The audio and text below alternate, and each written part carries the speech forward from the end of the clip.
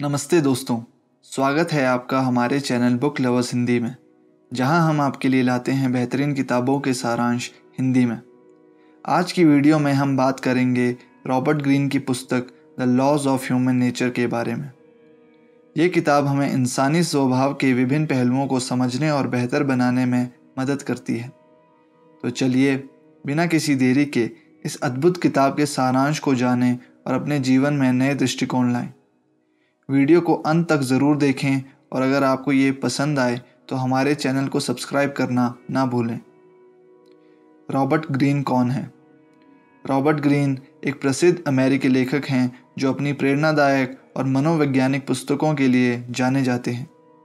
वो मुख्य रूप से शक्ति, रणनीति और मानव स्वभाव के बारे में लिखते हैं। उनकी कुछ सबसे लोकप्रिय पुस्तकों में the 48 laws of power, the art of seduction, the 33 strategies of war और मास्टरी शामिल हैं। ग्रीन की लेखन शैली और उनकी किताबें गहन शोध और ऐतिहासिक उदाहरणों पर आधारित होती हैं, जो पाठकों को जीवन के विभिन्न पहलुओं में सफलता प्राप्त करने के लिए मार्गदर्शन प्रदान करती हैं। The laws of human nature भी उनकी एक महत्वपूर्ण पुस्तक है जो इंसानी व्यवहार और स्वभाव को समझने में मदद करती है। क्या है the laws of human nature? The laws of human nature Robert Greene की एक महत्वपूर्ण पुस्तक है जो इंसानी स्वभाव और व्यवहार को समझने में मदद करती है।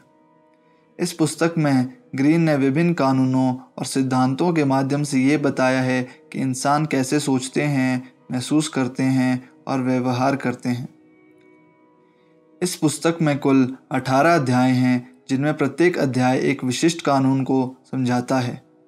ये कानून हमें ये सिखाते हैं कि कैसे हम अपने और दूसरों के व्यवहार को बेहतर तरीके से समझ सकते हैं और अपनी निजी और पेशेवर ज़िंदगी में सफलता प्राप्त कर सकते हैं। मानव स्वभाव के 6 नियम। मानव स्वभाव के कानूनों में रॉबर्ट ग्रीन 6 आवश्यक कानूनों का वर्णन करते हैं जो मानव व्यवहार को नियंत्रित करते हैं। इन कानूनों से मानव अंतर्ज्ञान, भावनात्मक प्रतिक्रियाओं और बिहेवियरल पैटर्न्स के जटिल अंतर संबंधों को समझने के लिए एक ढांचा प्रदान किया जाता है।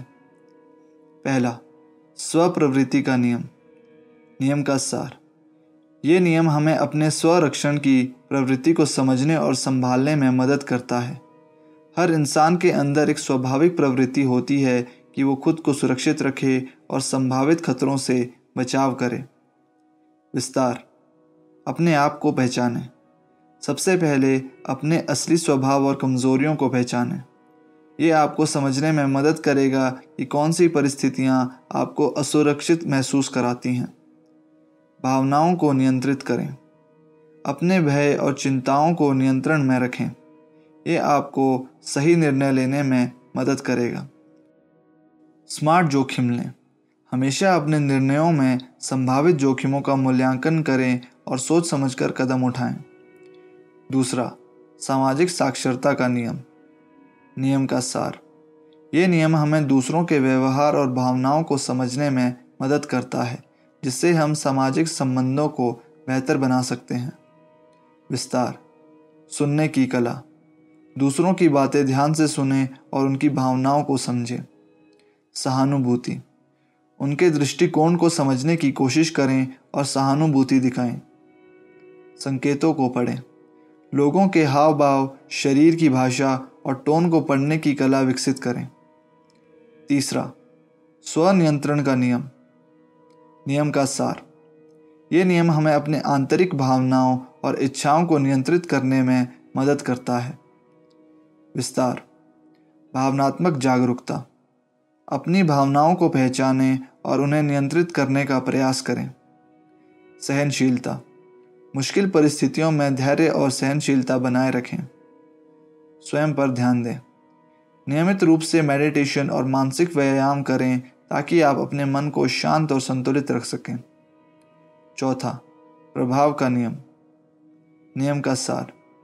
ये नियम हमें दूसरों पर प्रभाव डालने और उन्हें प्रेरित करने की कला सिखाता है।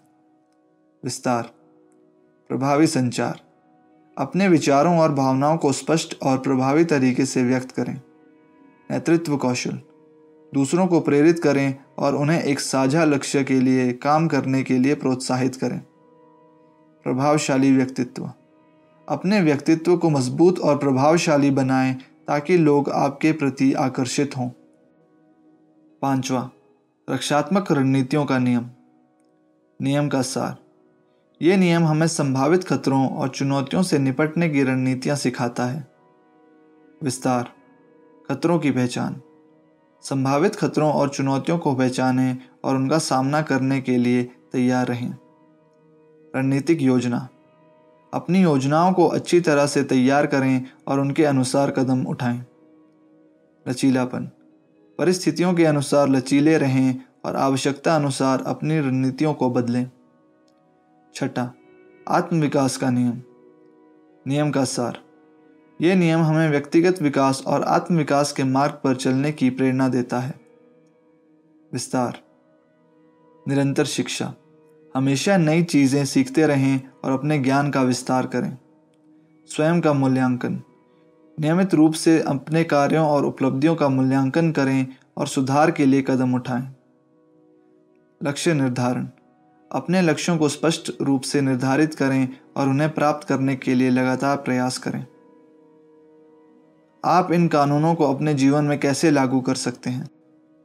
मानव स्वभाव के कानूनों को लागू करने से व्यक्तिगत विकास, आत्म जागरूकता और भावनात्मक बुद्धिमत्ता में सुधार होता है, जिससे सामाजिक कौशल और रिश्ते बेहतर होते हैं। इन सिद्धांतों को अपनाकर व्यक्ति अपनी प्रेरणाओं और व्यवहार पैटर्न्स को समझ सकते हैं, जिससे वे सामाजिक गतिशीलता को कुशलतापूर्वक नेविगेट कर सकते हैं।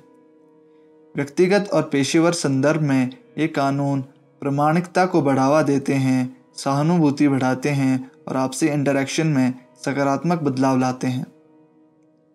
मानव स्वभाव को समझने का महत्व।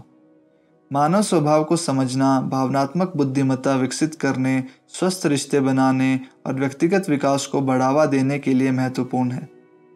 मानव क्रियाओं के पीछे के कारणों और व्यवहारिक पैटर्न्स को पहचान कर व्यक्ति अपनी सामाजिक क्षमताओं में सुधार कर सकते हैं और प्रभावशाली नेता, संचारक और सहयोगी बन सकते हैं। ये ज्ञान व्यक्तियों को जटिल सामाजिक गतिशीलताओं को समझने, संघर्षों को हल करने और वास्तविक संबंध बनाने में सशक्त बनाता है, जिससे उनके व्यक्तिगत और पेशेवर जीवन में समृद्धि आती है। धन्यवाद दोस्तों। उम्मीद है कि आपको आज का वीडियो पसंद आया होगा, जिसमें हमने the laws of human nature के 6 प्रमुख नियमों को गहराई से समझा। इन नियमों को अपने जीवन में लागू करके आप न केवल अपने व्यवहार को सुधार सकते हैं, बल्कि अपने सामाजिक और व्यावसायिक संबंधों में भी सफलता प्राप्त कर सकते हैं। अगर आपको ये वीडियो पसंद आया हो तो कृपया इसे लाइक करें और शेयर करें। अपने विचार और सुझाव हमारे साथ कमेंट्स में साझा करें। और हाँ, हमारे चैनल बुक लवर्स हिंदी को सब्सक्राइब करना ना भूलें, ताकि आप आगे भी ऐसी ही रोचक और ज्ञानवर्धक वीडियोस का आनंद ले सकें। हमें इंस्टाग्राम पे भी फॉलो करें, लिंक डिस्क्रिप्शन बॉक्स में अवेलेबल है। अगली बार फिर मिलेंगे एक नई किताब के सारांश के साथ। तब तक के लिए खुश रहिए, किताबें पढ़ते रहिए और अपने ज्ञान को बढ़ाते रहिए। अलविदा।